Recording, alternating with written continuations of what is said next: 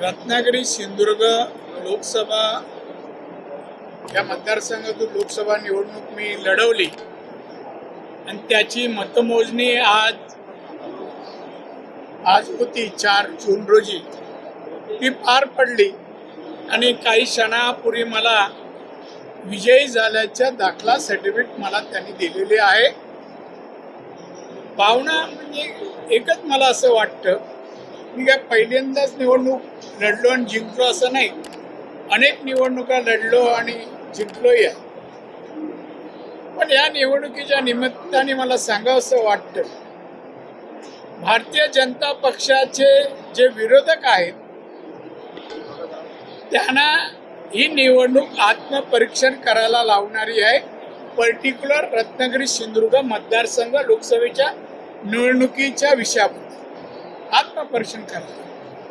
जे काय बोलत होते नेते मंडळी यायचे प्रचाराला, त्यांची भाषा, त्यांची आमच्या नेत्यांवर PM व अन्य लोकांवर केलेली टीका, ते जर पाहिलं तर वैचारिक पातळी आमच्या विरोधकांनी गमावलेली आहे असं मला स्वतःला वाटतं.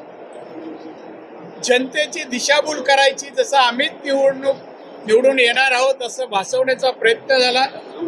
पण गेल्या 10 वर्षामध्ये खासदार जे होते त्यांनी रत्नागिरी सिंधुदुर्गसाठी काय योगदान दिलं विकासाच्या बाबतीमध्ये, रस्ते, पाणी, वीज, शाळा, आरोग्य या ॲम्युनिटीबद्दल, नागरी सुविधाबद्दल काय केलं हे सांगून मतं मागायला पाहिजे. पण फक्त मोदीजी, अमित शाह, देवेंद्र फडणवीस यांच्यावर टीका करायची, नारायण राणेवर टीका करायची आणि मतं मागायची. त्यांना मतदारांनी योग्य धडा शिकवलेला आहे, आत्मपरीक्षण करायला लावलेलं आहे. आणि म्हणून मी सांगेन, या निवडणूक मी लढलो, मी जिंकलो, याचा मला आनंद आहे. या निवडणुकीत दोन्ही जिल्हाध्यक्ष श्री सावंत रत्नागिरी आणि तिकडचेही सावंत दोन्ही जिल्हाध्यक्ष, सगळेच पदाधिकारी दोन्ही जिल्ह्यातले यांनी फार मेहनत घेतली, परिश्रम घेतले आणि त्यांनी हा विजय खेचून आणलेला आहे. त्यांचाही मी आभारी आहे. या निवडणुकीत निलेश नितेशनी पण अतिशय चांगलं काम केलं, दोन्ही जिल्ह्यात केलं. त्याचप्रमाणे अन्य पदाधिकारी यांनीही केलं आणि म्हणून या सगळ्यांचा मी अतिशय ऋणी आहे. मी निवडून येण्यासाठी या सर्वांनी दिवसरात्र परिश्रम करून मला विजय मिळवून दिला, त्याचा मला आनंद आहे. आणि मी स्वतः कटिबद्ध आहे की जो मला दाखला दिला ती माझी जबाबदारी आहे. लोकप्रतिनिधी म्हणून मला दाखला दिला ती माझी नैतिक जबाबदारी आहे की खासदार म्हणून या मतदारसंघाच्या लोकांच्या विश्वासाला मी पात्र ठरेन, त्यांना अपेक्षा असलेलं काम मी करू शकेन, हा माझा विश्वास वाटतो. लोकांनी विश्वास ठेवला तो मी सार्थकी लावेन असं मला स्वतःला वाटतं. आणि त्याचप्रमाणे मला सांगू वाटतं, भविष्यातही विधानसभेच्या निवडणुका होऊ घातलेल्या आहेत. अब की बार विरोधकांना धडा शिकवीन, धडा शिकवेल. त्याच्या ऐकून घ्या, माझं वाक्य नाही, कॉमा आहे.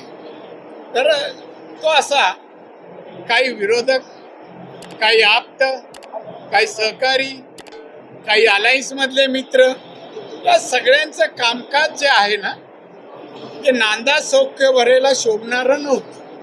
म्हणजे सोबतच्या विरोधक ठीक आहे, विरोधक त्यांना लोकशाहीतल्या विरोधकाची भूमिका विरोधकांना माहीत नाही. उद्धव ठाकरेला नाहीच नाही, शिव्या देण्यापलीकडे त्या माणसाला काही येतच नाही.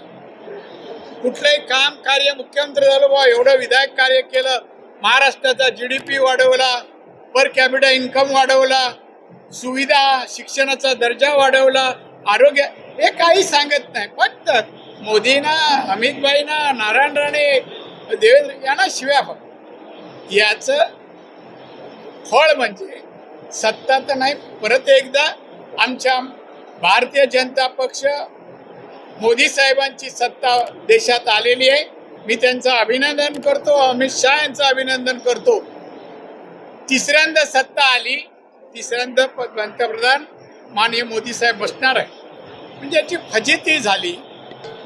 त्यांनी आता तोंड बंद करावी, नाही तर जिथे बाहेरगावी गेले तिथेच राहावं. इथलं कलुषित वातावरण करू नये असं मला वाटतं. आणि म्हणून येणारी विधानसभा आहे म्हणा, आता कुठे जाणार? ज्या पद्धतीने आमच्यावर टीका केली त्याची परतफेड होईल आणि ज्यांनी दगाफटका दिला त्याचा प्रत्यय आणून दिला जाईल.